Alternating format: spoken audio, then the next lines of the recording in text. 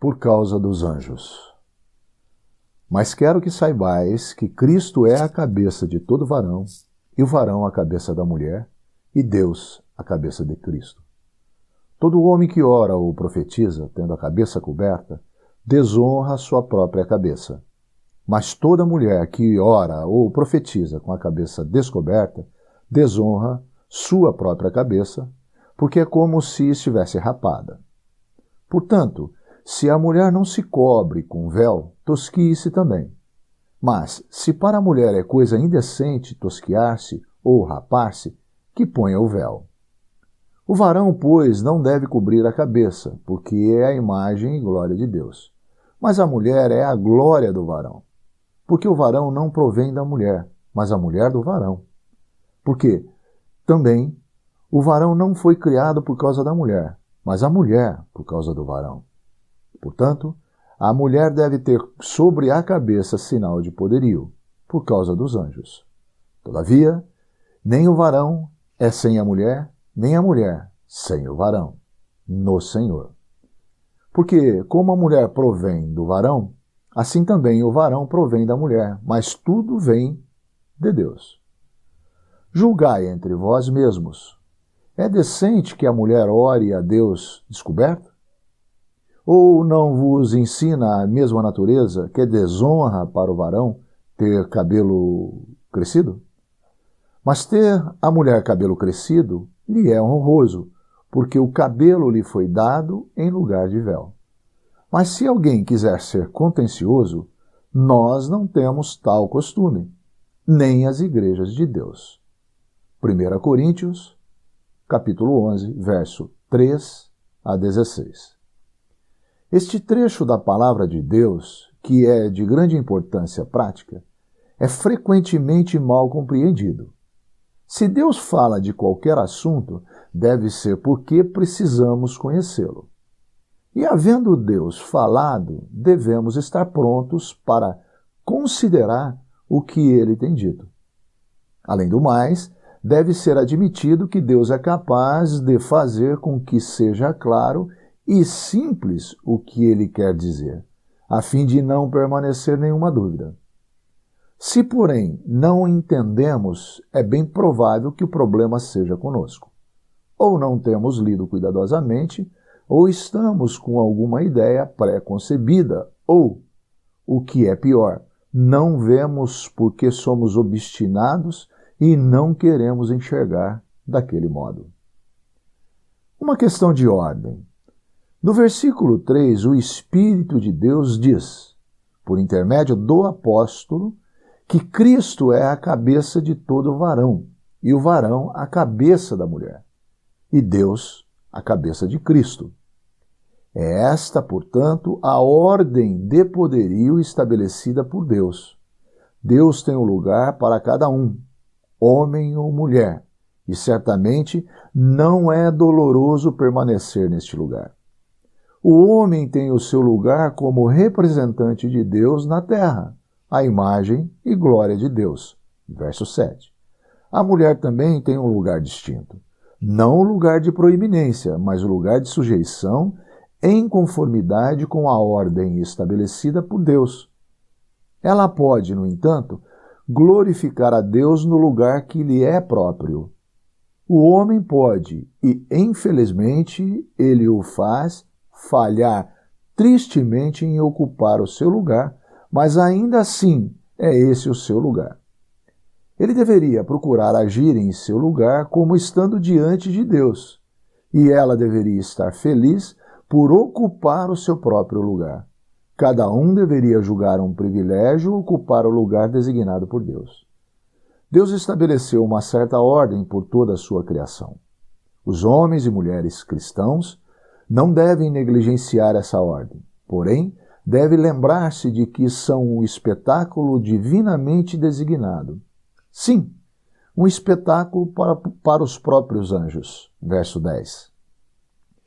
Os anjos estão conhecendo a sabedoria de Deus, estão sendo espectadores dos caminhos de Deus.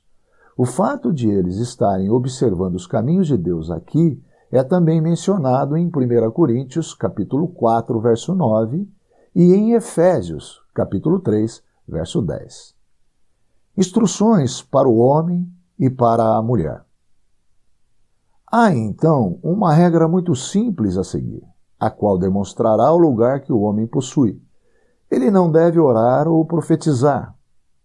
Orar ou profetizar é comunicar o pensamento de Deus a outros, tendo uma cobertura sobre a sua cabeça.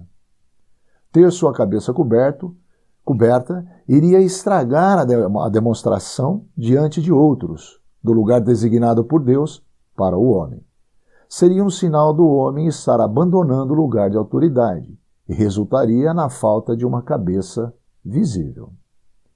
A regra para a mulher é igualmente simples. Ela não deve orar ou profetizar sem ter uma cobertura sobre sua cabeça. Se ela ora sem uma cobertura sobre a cabeça, ela desonra sua cabeça. Seria uma desordem que estaria sendo testemunhada por anjos. A cobertura sobre sua cabeça é o sinal exterior de sua sujeição.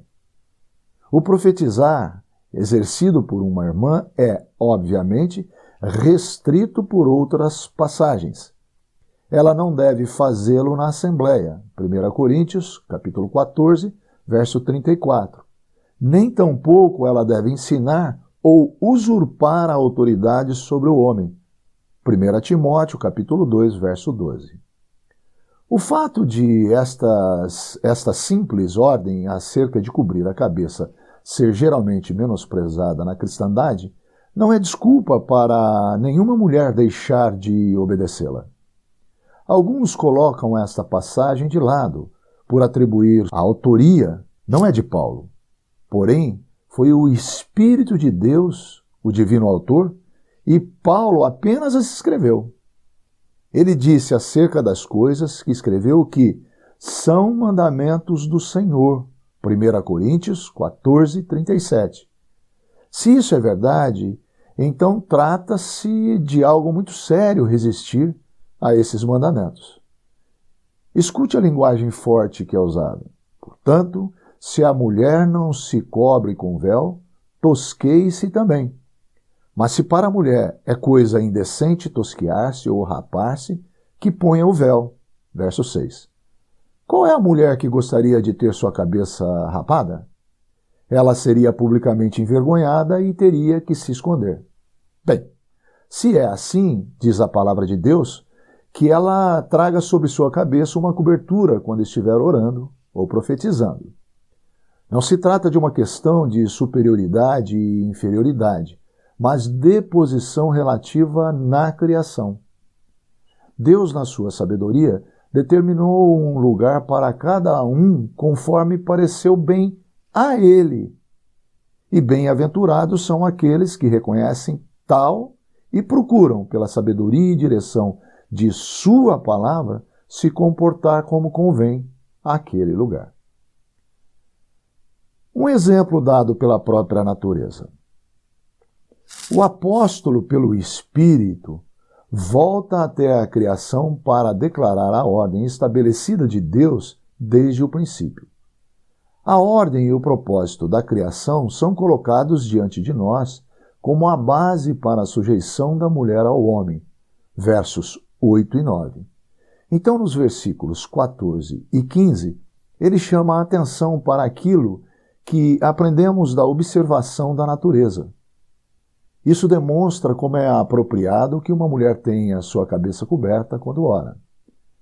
A natureza ensina que o cabelo longo é a glória para a mulher.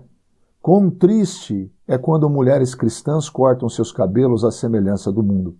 Isso significa uma posição mais recatada. Ela não era para se mostrar com a ousadia dos homens. Seu cabelo lhe foi dado em lugar de véu, verso 15. Ele marcou um lugar retirado, um lugar de sujeição na criação de Deus. Isso foi feito por Deus e tem sua bem-aventurança, onde não é colocado de lado pela vontade do homem. Devemos nos lembrar de que, na nova criação, não há homem nem mulher, mas são todos um em Cristo Jesus. Porém, não é este o ponto tratado aqui, e sim os respectivos lugares de cada um neste mundo diante dos olhos de outros, dos próprios anjos. Alguns, ao resistirem às Escrituras, têm distorcido isso ao tentar provar que o cabelo da mulher é a cobertura requerida. A tentativa de assim empregar mal a instrução divina é tão simplória que não merecia comentário. Mas para alguns que talvez tenham sido enganados por essa estranha distorção, é bom chamarmos a atenção para alguns pontos. Se a cobertura de uma mulher pudesse ser entendida como sendo o seu cabelo, então o cabelo do homem seria a cobertura deste também. Bem, este não poderia ser, evidentemente, o significado no caso do homem. Qual é o homem que iria rapar a cabeça para ficar livre de sua cobertura? A própria natureza indica que ele deveria ter cabelos curtos.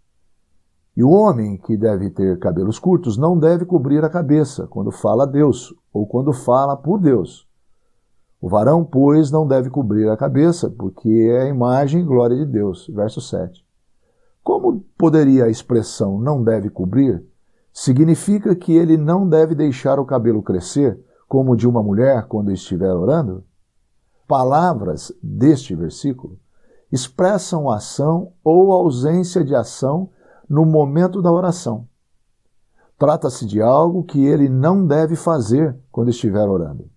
Ele pode cobrir a cabeça em outras ocasiões, mas essas instruções referem-se ao momento em que ele ora ou profetiza. Como poderia alguém pensar diferente? Portanto, vemos que, no caso dos homens, o seu cabelo não é a cobertura a que o texto se refere. Ele não deve colocar um chapéu ou outra cobertura sobre sua cabeça nesse momento específico. Repare outra vez no 6º versículo.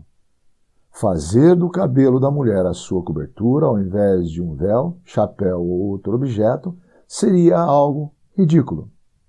Tal raciocínio faria aquele versículo significar que, se uma mulher não tivesse nenhum cabelo sobre sua cabeça, então seu cabelo deveria ser cortado, uma impossibilidade óbvia. A tolice de se buscar provar que o cabelo da mulher é uma cobertura deveria ficar evidente. No versículo 15 lemos, em lugar de véu, seu cabelo longo simplesmente marcou na natureza um lugar mais recatado, um lugar de sujeição. Outras distorções. Há alguns na cristandade que escrevem de forma a fazer um esforço para torcer as instruções simples, dizendo que o cabelo crescido é a cobertura e que isso subentende uma proibição contra cortar o cabelo. Com certeza é triste quando uma mulher cristã corta a sua glória, transformando-se assim com este mundo, ou conformando-se assim com este mundo. Mas como poderia ela manter seu cabelo curto a maior parte do tempo, para então alongá-lo quando estivesse orando? Trata-se de uma questão de ela demonstrar e reconhecer o lugar que lhe foi divinamente designado por Deus quando fala para Deus ou por Deus. Isto ela faz colocando uma cobertura sobre sua cabeça neste momento. Obviamente, se ela tem cabelos longos o tempo todo, ainda assim há algo para fazer quando estiver orando. Assim como vimos que no caso do homem, Deus falou de uma ação a não ser executada no momento da oração, a mulher que já tem o seu lugar recatado por natureza e já tem o seu cabelo longo, que marca a sua posição, deve então colocar uma cobertura sobre sua cabeça para demonstrar a sua sujeição neste lugar. Será que isso não é simples o suficiente? O fato de estar descoberta seria, para a mulher, um sinal de que estaria tomando um lugar de autoridade, abandonando a posição que lhe é própria. Seria confusão na ordem estabelecida por Deus, e isso seria testemunhado por anjos. Deus deu explicações detalhadas para mostrar os motivos de tal regra. Por que tanto esforço para mudar isso? Deve-se temer que o simples ato de se recusar a exibir essa marca exterior de subordinação seja meramente a indicação de que o lugar dado pelo próprio Deus está sendo recusado. Há outros que procuram colocar de lado a aplicação genérica dessa instrução divina, dizendo que isso somente se aplica para o momento em que todos encontram-se juntos em assembleia. Isso é um grande erro e é facilmente notado pelo fato de que a mulher não é permitido falar na assembleia. 1 Coríntios, capítulo 14, verso 34. Como poderia então ser dado a ela instruções de como agir quando estivesse profetizando na assembleia? Um versículo iria contradizer e anular o outro, se o significado fosse que sua cabeça deveria estar coberta somente quando estivesse em uma reunião. A instrução desta passagem é para os homens e para as mulheres, em todo o tempo e em todo lugar. Seria igualmente errado para um homem orar a Deus usando o chapéu, tanto na privacidade de seu quarto como em público. E, da mesma forma, seria fora de ordem para uma mulher orar sem ter a sua cabeça coberta, mesmo quando estivesse sozinha em casa. O versículo 16 dá força às instruções divinas. O que era válido para a Assembleia em Corinto, valia também para todas as demais assembleias. Não era para ser deixada abertas as opiniões individuais, nem tampouco as decisões locais.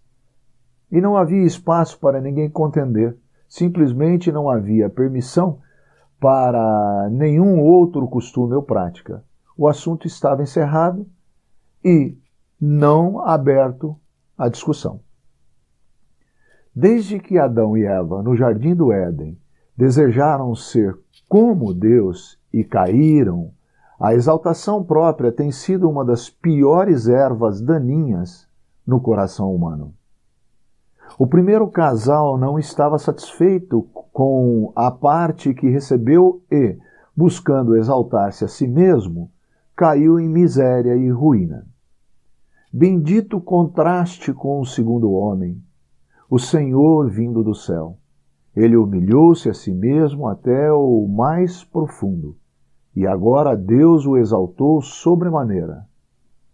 Temos isso em Filipenses capítulo 2. Bendito o Salvador, possamos nós aprender mais de ti. Uma palavra mais a respeito da cobertura da cabeça.